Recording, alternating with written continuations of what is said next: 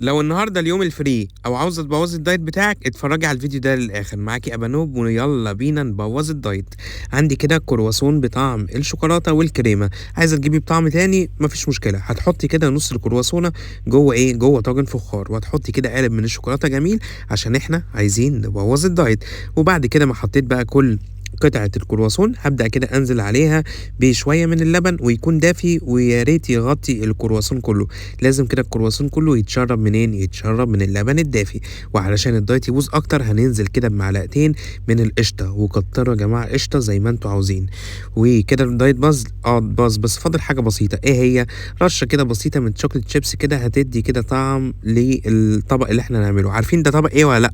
هدخله الفرن وبيطلع زي ما انتوا عارفين وشايفين.